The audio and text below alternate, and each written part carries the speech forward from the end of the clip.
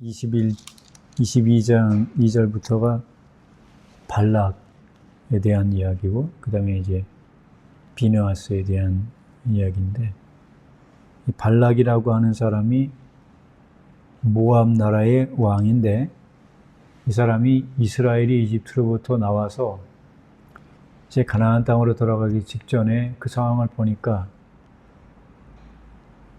모압 왕이 생각할 때 이스라엘이 너무 강력한 거예요.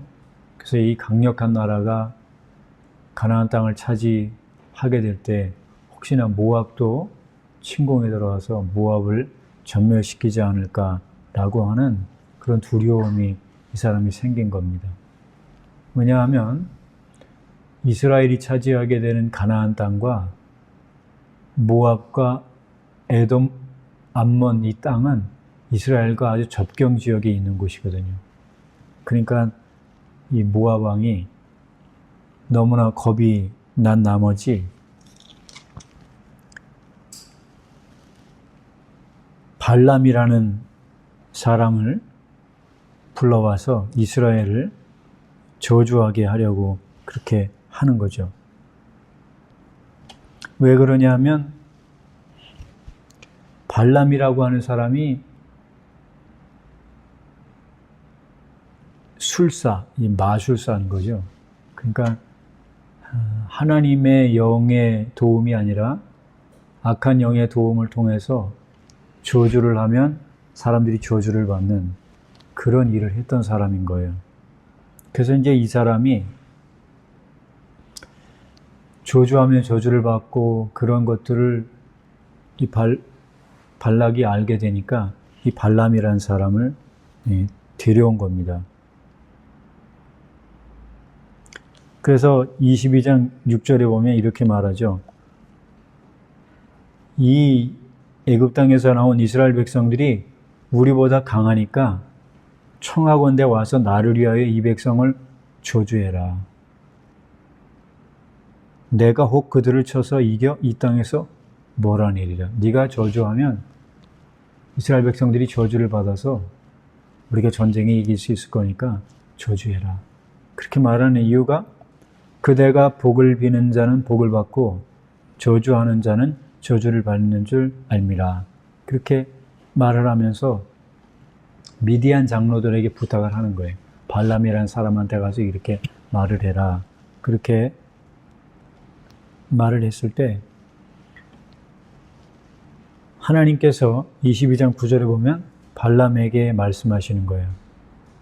이제 모압 장로들 미디안 사람들이 발람에게 와서 이스라엘을 저주하게 해달라라고 하는 그 말을 하려고 온 이 사람들이 누구냐고 하나님이 물어보시는 거죠. 9절에 너와 함께 있는 이 사람들이 누구냐? 하나님 몰라서 물어보시는 게 아니겠죠. 그러니까 이제 발람이 하나님께 말하기를 모압 왕 십볼의 아들 발락이 내게 보낸 자들인데 11절에 애굽에서 나온 민족 이스라엘 백성들이 이렇게 많이 왔기 때문에 이제 와서 나를 위해서 그들을 저주해라. 내가 혹 그들을 쳐서 몰아낼 수 있을까 한다. 그러니까 이스라엘 백성들을 저주해달라는 거예요. 그래서 모압 땅에 침공에 들어오는 일이 없도록 그렇게 전멸시켜달라는 그런 기도를 하게 됐다는 거, 기도를 하게 해달라 그렇게 말하는 거죠. 그렇게 하나님에게 발람이 말을 했더니 하나님이 발람에게 하는 말씀이 뭐냐면 12절에 하나님이 발람에게 이르시되 너는 그들과 함께 가지도 말고 그 백성을 저주하지도 말라. 그들은 복을 받은 자니라.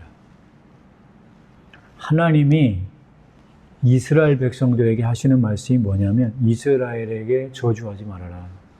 그들은 복을 받은 자들이다. 이렇게 말하는 거예요. 그래서 오늘 우리가 읽은 본문 말씀에도 8절에 발람이 저주를 하려고 했더니 하나님의 성령께서 그의 입을 변화시키셔서 축복하는 말을 하게 하는 거예요. 그러면서 23장 8절에 뭐라 그러냐면 하나님이 저주하지 않으신 자를 내가 어찌 저주하며 여호와께서 꾸짖지 아니하신 자를 내가 어떻게 꾸짖을 수 있겠냐.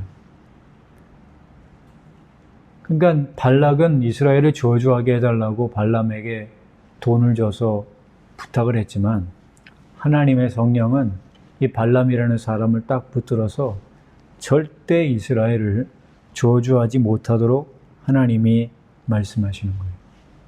이스라엘은 야곱이라고도 부르고 이스라엘은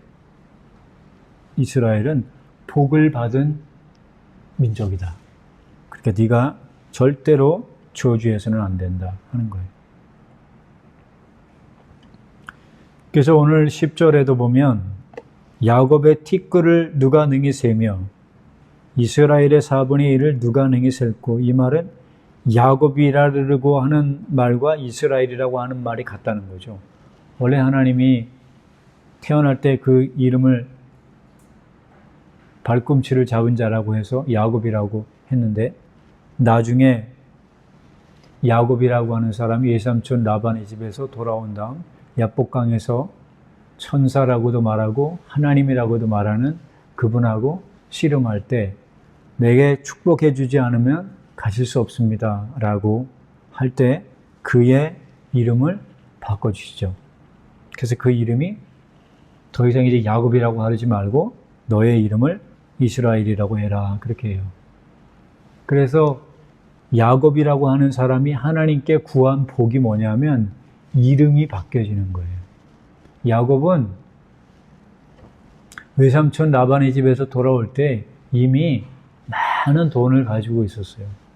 엄청난 부를 소유한 사람이었기 때문에 야곱은 그 당시에 하나님 내게 복을 주시지 않으면 가실 수 없습니다라는 말은 하나님 내게 물질을 주세요라는 그런 복이 아닌 거죠. 야곱이 원하는 복은 뭐냐면 하나님이 함께하는 복, 그리고 하나님이 나를 인정해 주시는 복. 그래서 그 기도를 들으시고 하나님께서 그의 이름을 바꿔줘요. 다시는 너를 야곱이라 하지 않고 이제는 이스라엘이라 할 거다. 그럼 이스라엘이라고 하는 말의 뜻이 뭐냐면 하나님이 다스린다 그런 말이에요. 야곱이라고 하는 말은 사기꾼이라는 의미를 가지고 있어요. 근데 이제 하나님이 그 이름을 바꿔주셔서 이제는 너의 꾀로 네 인생을 사는 게 아니라 내가 너를 통치하고 다스리는 삶을 살아가는 이스라엘이 되라고 이름을 바꿔주시는 거예요. 그러니까 하나님은 야곱에게 복을 주신 겁니다. 인간적으로 볼 땐 이러저러한 약점도 있지만 하나님은 아브라함을 택하셨고 이삭을 택하셨고 야곱을 택하셔서 야곱에게 복을 주시는 거예요. 이렇게 하나님의 복을 받은 사람이 야곱이고 그 야곱으로부터 출발한 나라가 이스라엘이기 때문에 그들은 하나님께 복받은 자손이라는 겁니다. 사람들은 뭐라고 얘기할지 몰라도 하나님은 야곱에게 복을 주신 거예요.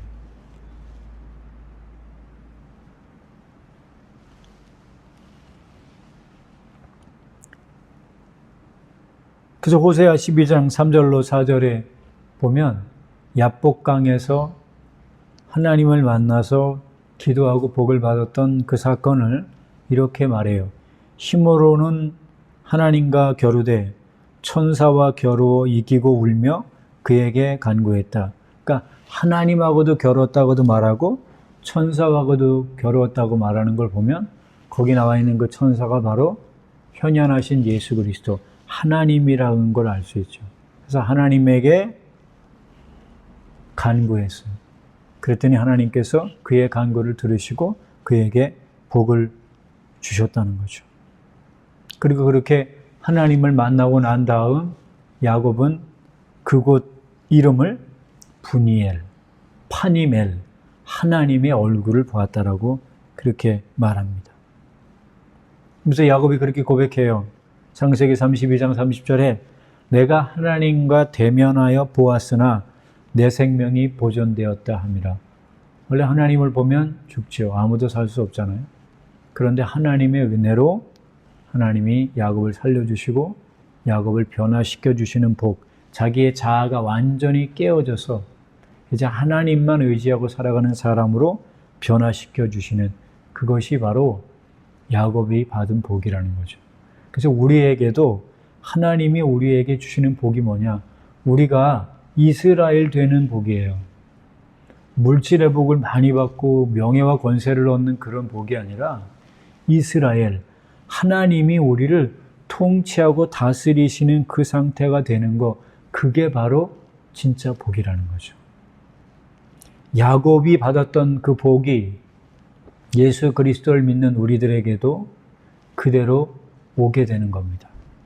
그래서 야곱의 하나님이 바로 우리의 하나님이에요. 그래서 그 우리 하나님이 우리 심령에 오시면 그분이 우리를 다스리고 통치하심으로 우리도 영적인 이스라엘이 되는 겁니다.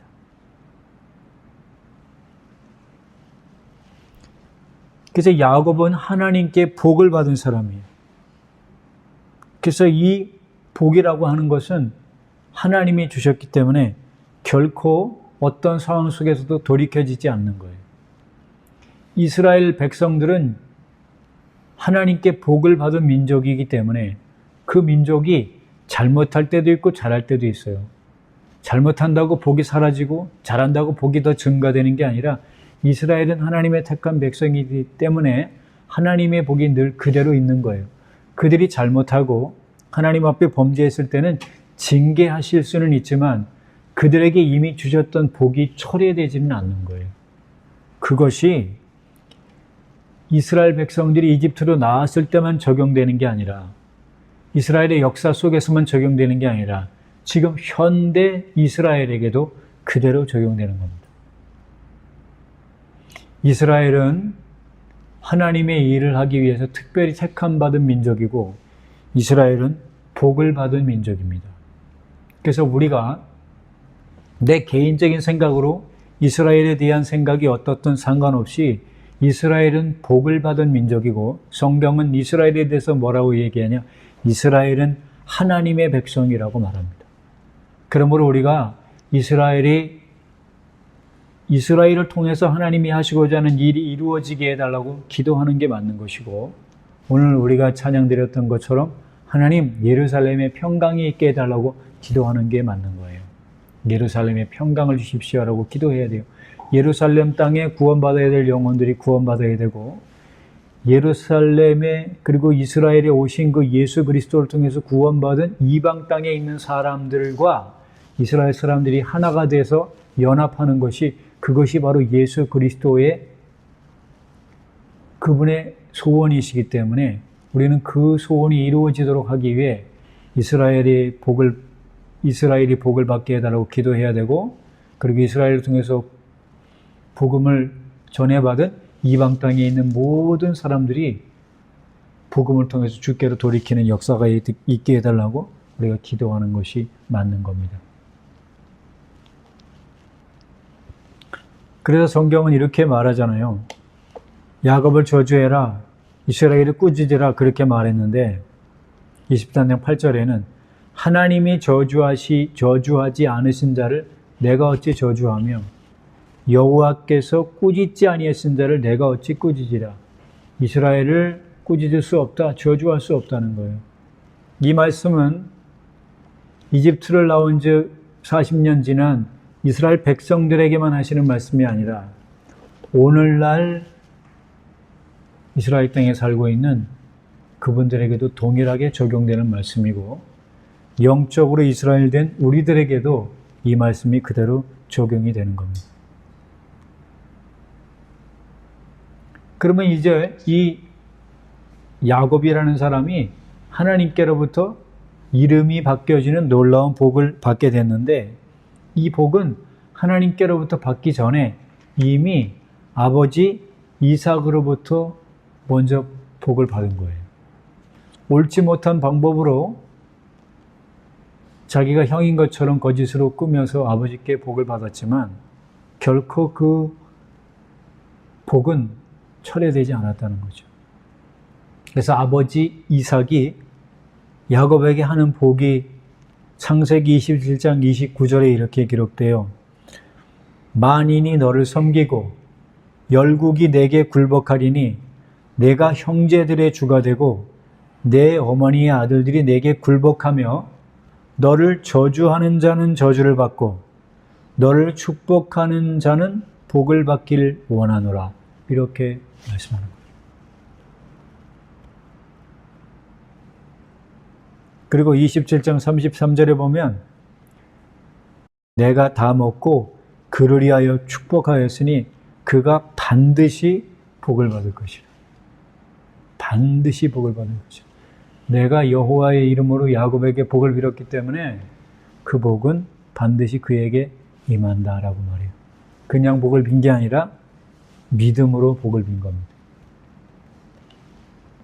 그래서 히브리서 11장 20절에 보면 믿음으로 이삭은 장차 있을 일에 대하여 야곱과 에서에게 축복했다. 야곱에게 믿음으로 축복한 겁니다. 그러니까 에서에게도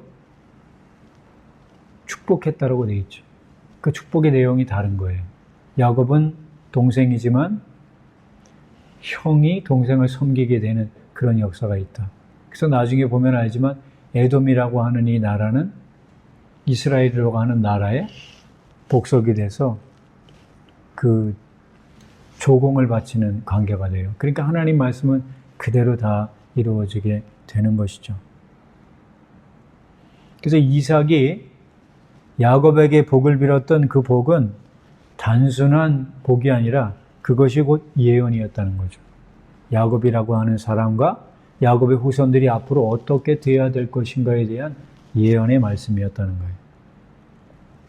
그래서 이삭이 야곱에게 복을 빌 때 하나님의 성령이 그와 함께 하셔서 그가 빌었던 그 복의 기도가 그대로 응답될 수 있도록 만들어 주신 거예요. 그래서 그가 기도했던 것은 기도 이상의 의미가 있는 예언이었다고 하는 것이죠. 그래서 베드로후서 1장 21절에 보면 이런 말씀이 있죠.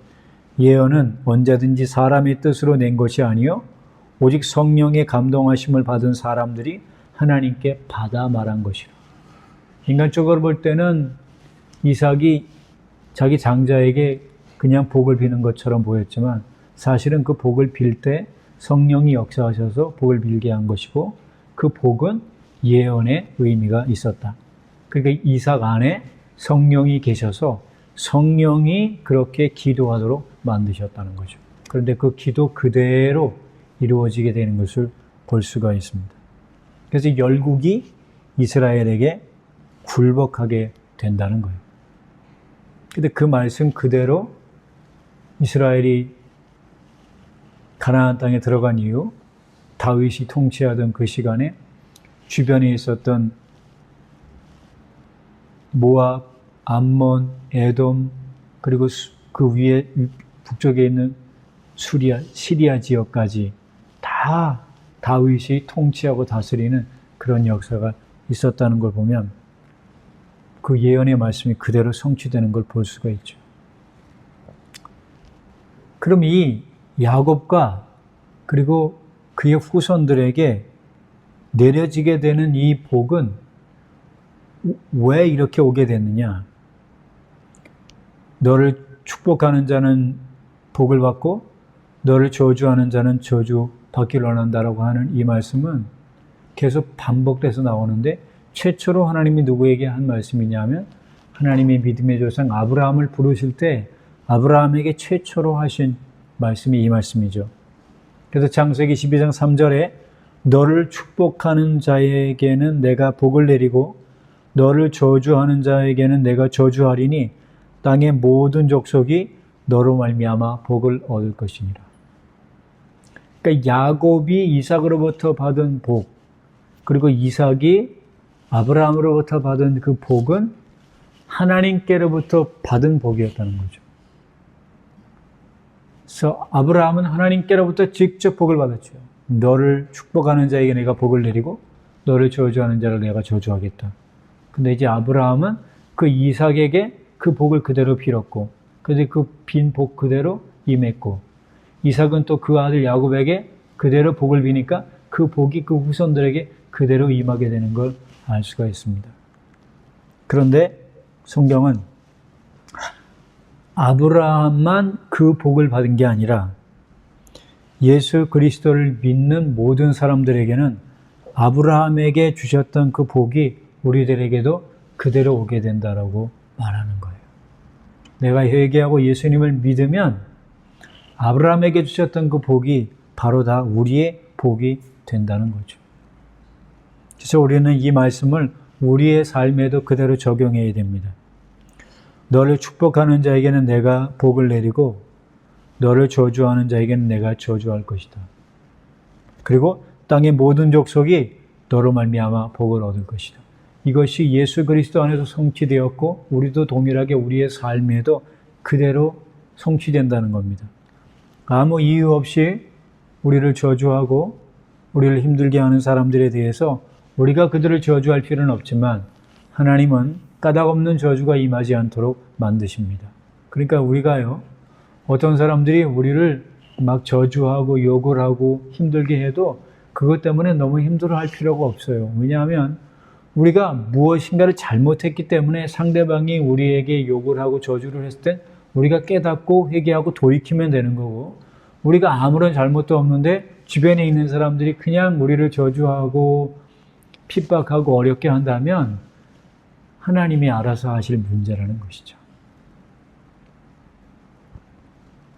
이렇게 야곱의 후손들은 하나님께로부터 직접 복을 받은 민족이기 때문에 아무리 주변에 있는 사람들이 와서 저주하려고 해도 그 저주는 결코 임하지 않는 거예요. 그리고 저주하려고 해도 하나님은 그 저주하려고 하는 그 입술도 변화시키셔서 복을 비는 사람이 되도록 만드시는 거예요. 발락이 발람을 통해서 저주하려고 했으나 하나님 여호와께서 그 저주를 변하여 복이 되게 하셨나니 내 평생에 그들의 평안함과 형통함을 영원히 구하지 말라. 그렇게 말씀하죠.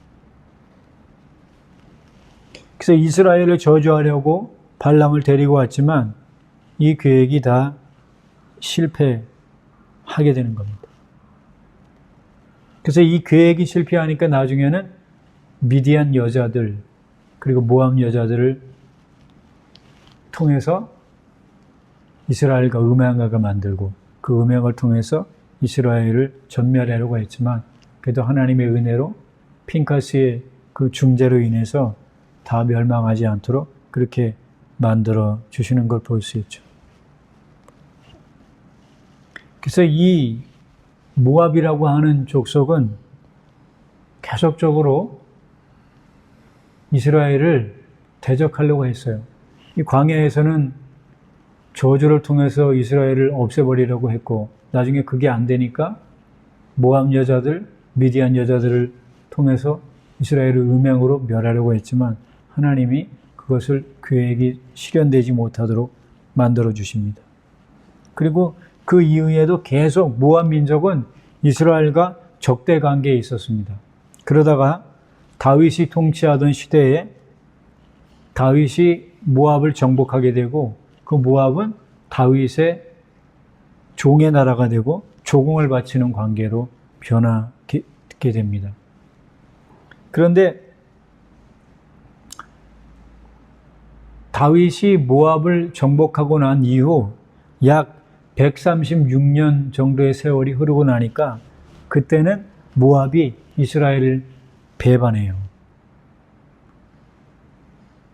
그렇게 배반하고 난 다음 유다 왕 여호사밧이 통치할 그때에 역대하 20장 내용에 보면 모압과 암몬과 세일거민, 즉 에돔 이 민족 3개국이 연합을 해서 이스라엘을 침공에 들어오게 됩니다. 그랬을 때 우리가 다 알고 있는 내용들이죠. 여호사밧 왕이 성가대를 조직해서 하나님을 찬양하게 됐을 때 이스라엘이 실제로 싸우지 않았지만 모압과 암몬 그 사람들이 서로 살육함으로 그 전쟁에서 이기도록 하는 걸 볼 수 있습니다. 그래서 성경 전체의 내용을 봤을 때 보면 이스라엘을 대적하는 나라들은 어떤 나라도 승리하는 나라가 없어요. 이스라엘이 범죄할 때는 하나님이 그 범죄한 것에 대해서 징계하시고자 하는 목적으로 주변에 있는 국가들이 일시적으로 통치를 한다거나 괴롭히는 일은 있었지만 이스라엘이 멸망하도록 하나님 만드신 적은 단 한 번도 없다는 거죠. 하나님 말씀 그대로예요. 이스라엘을 대적하는 자는 결코 하나님이 그냥 두시지 않는다는 것이죠. 이렇게 모압이 괴롭히는 일을 했음에도 불구하고 하나님은 모압의 그런 모든 공격을 다 이길 수 있도록 만들어 주십니다. 그런데 이제 이스라엘이 또 유다가 하나님께 범죄하니까 하나님이 계속 돌이키라고 말씀하셨음에도 불구하고 회개하고 돌이키지 않으니까 이제 하나님은 그 나라가 바벨론에 의해서 멸망할 것을 선고하시고 그것이 그대로 실행되도록 만들어 주십니다. 하나님은 그래서 바벨론을 통해서 이스라엘을 멸망시키시지만 그렇다고 해서 하나님이 완전히 끝내게 하시는 건 아니에요. 그래서 바벨론의 포로로 잡혀갔다가 다시 돌아오도록 만드시고 정결하고 변화된 모습이 되길 원하시는 것이 하나님의 뜻이지 바벨론에 가서 완전히 멸망하는 게 하나님의 뜻은 아니었죠. 그럴 때 바벨론에 의해서 유다가 멸망을 하게 되는데 이스라엘 백성들이 이집트로 나온 그 순간부터 계속 적대 관계에 있었고 유다가 멸망하는 그 순간까지도 계속 적대적인 관계를 가지고 있었던 사람입니다. 그래서 결국 이 모압이라고 하는 나라는 하나님의 저주를 받아서 완전히 다 멸망하게 되는 걸 볼 수 있어요. 그래서 모압이라고 하는 나라가 지은 죄가 뭐냐면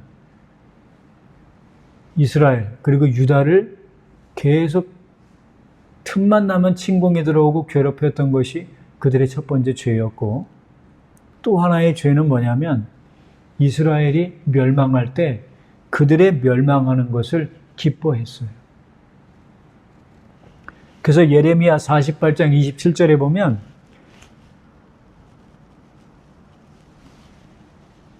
이스라엘을 조롱하지 아니하였느냐 그가 도둑 가운데서 발견되었느냐 내가 그를 말할 때마다 내 머리를 흔드는도다. 모압이 멸망하게 됐던 이유가 뭐냐? 남유다가 하나님께 범죄함으로 인해서 바벨론에 의해서 멸망당할 그때 그 멸망당하는 그 모습을 보고 조롱했다는 거예요. 그리고 머리를 흔들었다라고 얘기하는데 머리를 흔든다라고 하는 건 그때 당시에 다른 사람을 경멸할 때 하는 행동이 머리를 흔드는 행동이었다는 거죠.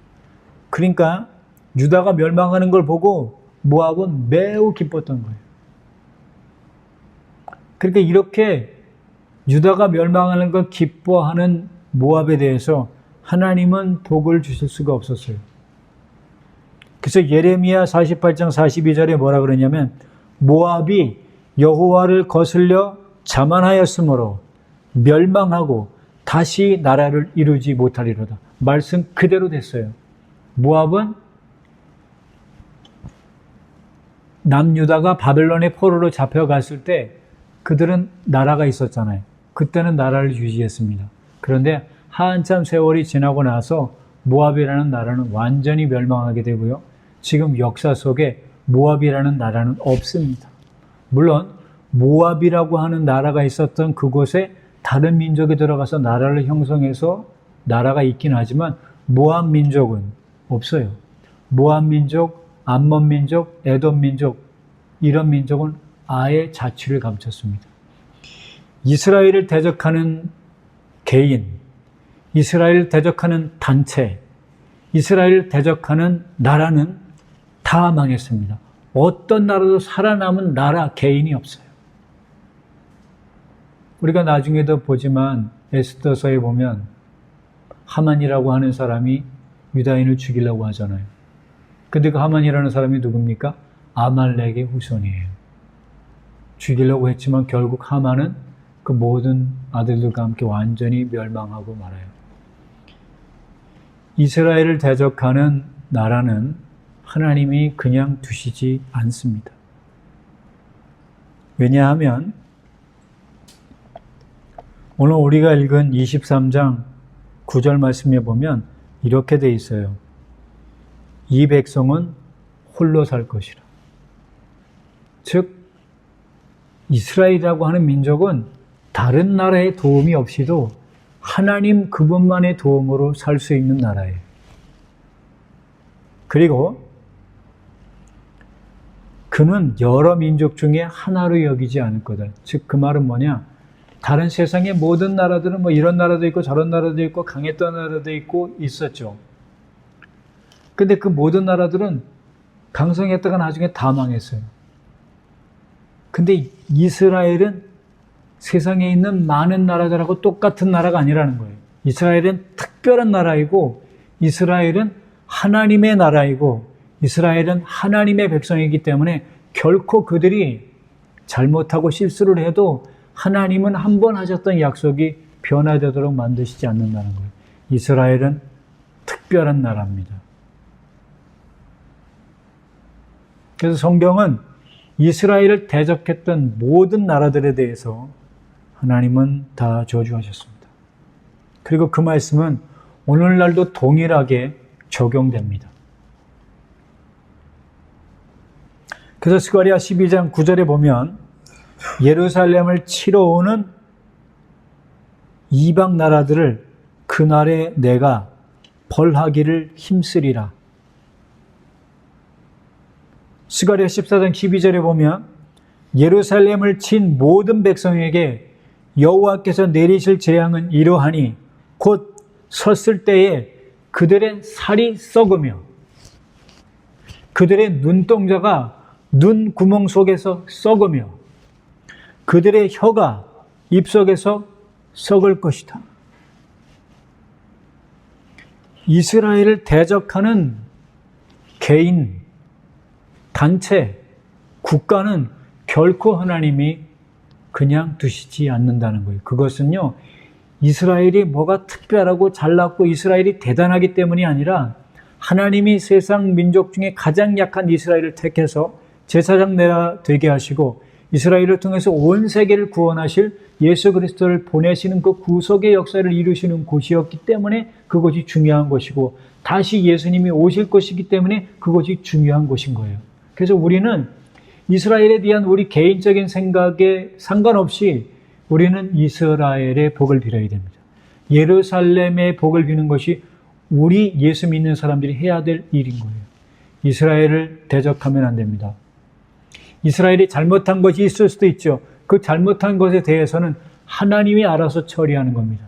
우리가 들고 일어나서 이스라엘을 대적할 때 하나님은 결코 그걸 기뻐하지 않는다는 거예요. 우리가 성경을 보시면요.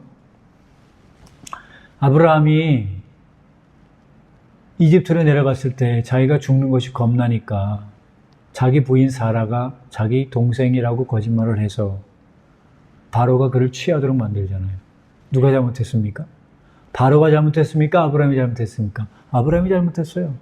근데 하나님은 아브라함이 잘못한 것에 대해서는 하나님이 알아서 처리하는 거고 바로를 꾸짖습니다. 그리고 나중에도 그랄랑 아비멜렉에게 갔을 때도 마찬가지 아닙니까? 누가 잘못했습니까? 그랄랑이 잘못한 게 아니라 아브라함이 잘못했음에도 불구하고 너 남의 여자를 취해서 당장 내보내. 그렇지 않으면 너 죽을 거야. 이것이 하나님의 놀라운 은혜라는 거예요. 이스라엘을 하나님이 특별한 민족으로 택하셨기 때문에 이스라엘을 대적하는 것은 결코 하나님이 기뻐하지 않습니다.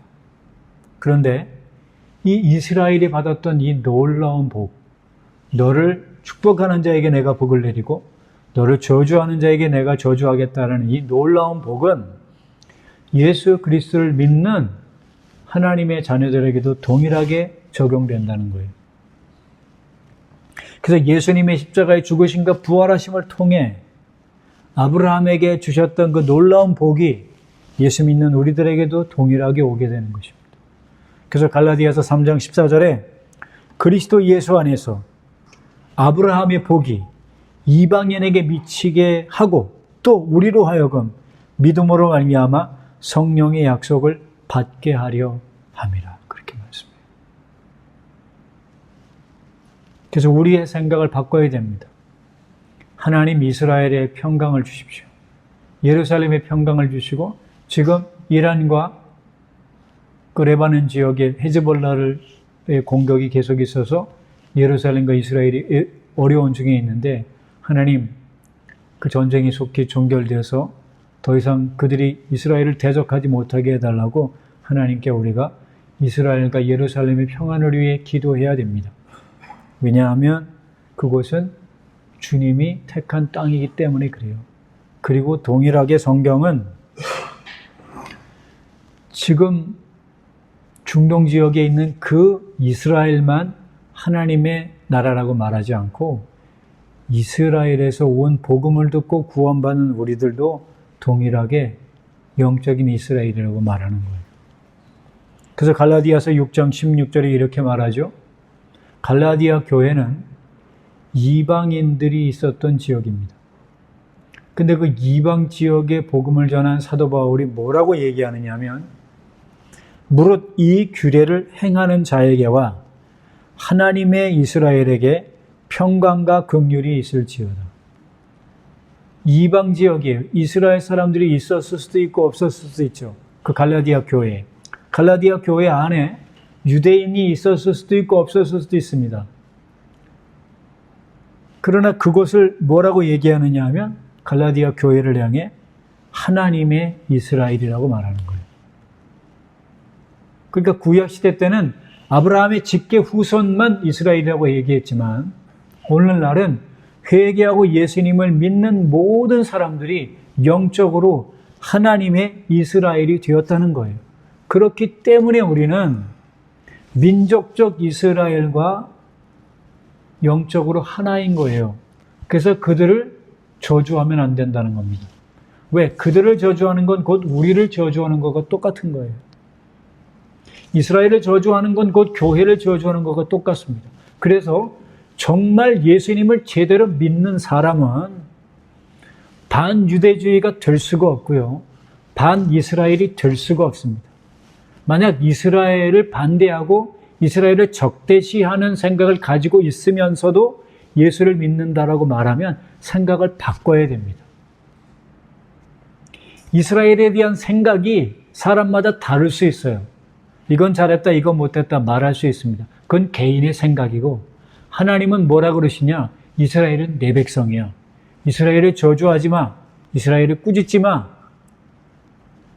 이스라엘은 세상에 있는 다른 나라들과 다른 나라야. 특별한 나라야. 라고 말해요. 그래서 이스라엘을 택하고 나서 출애굽한 이후 하나님이 모세한테 말씀하잖아요. 이스라엘은 나의 소유된 백성이다. 근데 그 소유라고 하는 말이 뭐냐? 히브리어로 세굴라인데 이 세굴라는 뭐냐? 아주 진귀한 보배라는 뜻이에요. 보배로운 백성이에요. 이스라엘은 하나님의 보배로운 백성입니다. 그리고 동시에 회개하고 예수님 믿어서 아브라함이 하나님을 믿고 있는 우리도 하나님 앞에서 그렇게 존귀한 존재가 된 거예요. 그래서 성경은 뭐라고 얘기하느냐 하면 스가랴 2장 8절에 너희를 범하는 자는 그의 눈동자를 범하는 것이다. 이스라엘은 하나님의 눈동자예요. 사람의 몸 중에 안 중요한 부분이 없겠지만 가장 중요한 부분 중에 하나가 눈 아닙니까? 근데 눈을 찌르면 어떻게 되겠어요? 보지도 못하고 제대로 삶을 살지도 못하죠. 이스라엘을 침공하는 건 하나님의 눈동자를 범하는 죄랑 똑같다는 거예요. 그러니 이스라엘을 침공하고 이스라엘을 저주하고 반유대주의적 성향을 가지고 살아가는 사람들을 하나님이 그냥 두실 수가 있겠습니까? 우리가 복 달라고 기도하는 것도 중요한데 복을 받을 만한 삶을 살아야 복을 받는 거예요. 우리는 이스라엘이 잘못하고 잘하는 것을 따질 게 아니라 우리는 이스라엘을 통해서 영적인 복을 받은 영적인 이스라엘이기 때문에 우리는 이스라엘이 복받게 해달라고, 이스라엘이 평안하게 해달라고, 이스라엘이 전쟁이 없게 해달라고 하나님께 기도하는 것이 맞고, 이스라엘을 대적하는 세력들에 대해서 하나님께서 그들을 막아달라고 기도하는 것이 맞고, 아무것도 모르고 이스라엘을 대적하는 그들도 복음을 받아들여서 이스라엘을 축복하고 이스라엘 편에 서는 그런 역사가 있게 해달라고 기도하는 것이 맞는 겁니다. 우리 개인적으로 우리는 이스라엘 편에 서야 합니다. 그리고 교회도 이스라엘 편에 서야 합니다. 그리고 더 나아가서 이 나라 이민족도 잘 될 수 있는 길이 뭐냐? 이스라엘 편에 서야 합니다.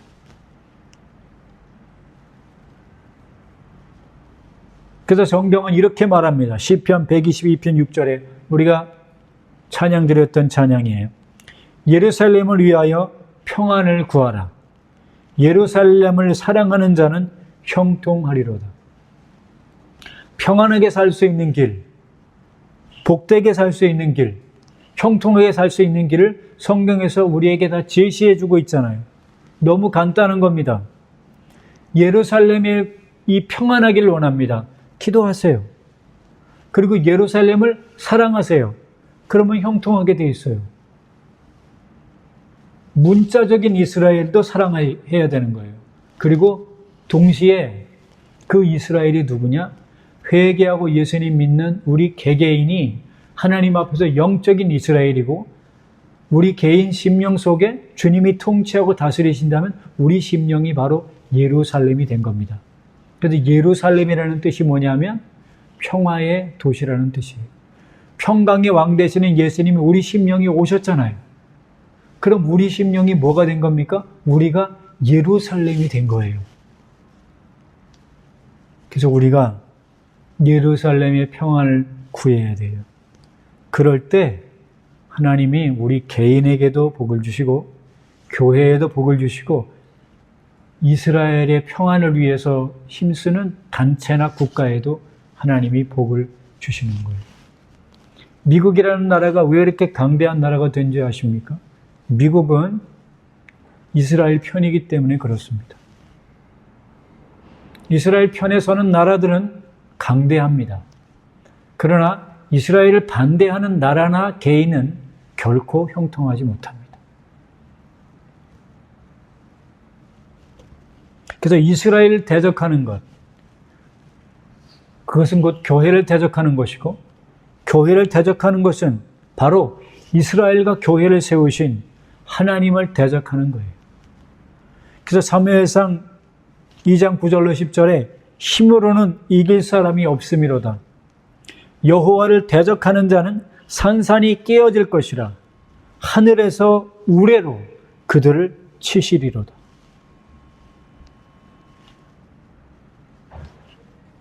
문자적인 이스라엘의 복을 비십시오. 문자적인 예루살렘이 복받게 해달라고 기도하십시오. 그리고 동시에 영적인 이스라엘이 된 우리와 영적인 예루살렘이 우리 안에 있으므로 그들을 위해 복을 비는 것은 곧 우리를 위해 복을 비는 것과 똑같은 것입니다. 그래서 하나님 이스라엘의 복을 주십시오. 예루살렘의 복을 주십시오라고 기도하는 것뿐만 아니라 하나님 내 속에도 이스라엘이 있으니 주님이 통치하고 다스리시는 삶이 있기 원하고 내 심령 속에도 예루살렘이 있으니 주님이 통치하고 다스리시는 평강의 도시가 내 심령 속에 날마다 이루어지게 해달라고 하나님께 우리가 기도하며 나아가야 됩니다. 그리고 또한 우리는 가는 곳곳마다 내가 주님의 평강을 가지고 사는 사람이므로 어느 곳에 가든지 내가 방문하는 가정이나 어떤 단체에 항상 복을 비는 게 필요합니다. 우리가 식당에 밥을 먹으러 가더라도 하나님 이곳에 주님의 평강이 있기 원합니다. 기도하셔야 돼요. 우리가 어느 집을 방문하더라도 예수님을 믿는 집이든 안 믿는 집이든 하나님 이 가정에 하나님의 평강이 있기 원합니다. 기도하셔야 돼요. 마태복음 10장 12절로 13절에 이렇게 말하죠. 그 집에 들어가면서 평안하기를 빌라. 그 집이 이에 합당하면 빈 평안이 거기 임할 것이요. 만일 합당하지 아니하면 그 평안이 너희에게로 돌아올 것이다. 그러니 우리는 항상 평안을 빌어야 돼요. 어느 곳에 가든지. 그곳에 평안을 빌고 그곳이 평안을 받을 만한 곳이면 그 평안이 거기에 임할 것이고, 만약 내가 들어간 그 장소가 하나님의 평안을 받을 만한 곳이 아니라면 그 긴 평안이 내게로 돌아오게 되는 거예요. 그러니 우리는 가는 곳곳마다 복을 빌고 평안을 빌어야 돼요. 결코 저주하는 사람이 되어서는 안 됩니다. 까닭 없는 저주는 임하지도 않지만 내가 다른 사람을 욕하고 저주하고 경멸하는 태도로 말하면 그 사람이 빌었던 그 모든 저주가 동시에 그게 다 내게로 돌아오는 거예요. 사람들은 이걸 몰라요. 사람이 무엇으로 심든지 그대로 거두리라. 육체를 위하여 심는 자는 육체로부터 썩어진 것을 거두고 성령으로 위하여 심는 자는 성령으로부터 영생을 거둔다고 했으니, 우리가 개인적으로 어떤 사람이 미울 수도 있고 힘들게 하니까 고통스러울 수도 있지만 우리가 누구가 됐든지 간에 어떤 사람이 됐든지 간에 저주하지 마십시오. 성경은 예수님께서 이렇게 말씀하죠. 너를 저주하는 자를 저주하지 말라. 너희를 핍박하는 자를 위해서 오히려 기도해라. 그것이 하나님의 사람의 모습인 것이죠. 왜냐하면 베드로전서 3장 9절에 있는 말씀처럼 악을 악으로 욕을 욕으로 갚지 말고 도리어 복을 빌라. 이를 위하여 너희가 부르심을 받았으니 이는 복을 이어받게 하려 합니다. 우리는 성경 말씀 그대로 오늘 하나님이 이스라엘에게 뭐라고 얘기하시냐면 이스라엘은 복을 받은 자다. 자, 우리의 생각을 바꿔야 됩니다. 복 달라고 하나님께 기도하지 마시고요. 우리는 이미 예수 그리스도를 통해서 구원받은 하나님의 사람이 되었으므로 우리는 이미 복 받은 사람이에요. 우리는 복을 이미 받은 사람이기 때문에 우리를 통해서 다른 사람에게 복이 흘러나가는 복의 통로인 것이죠. 우리는 생각을 바꿔야 돼요.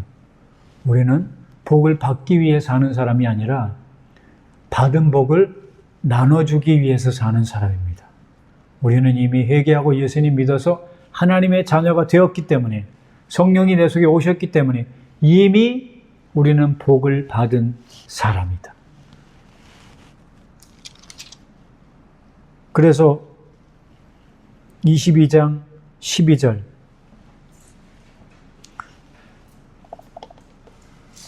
그 말씀을 한번 읽고 마치겠습니다. 22장 12절. 이것이 이스라엘에게만 주시는 말씀이 아니라 우리에게 주시는 말씀이에요.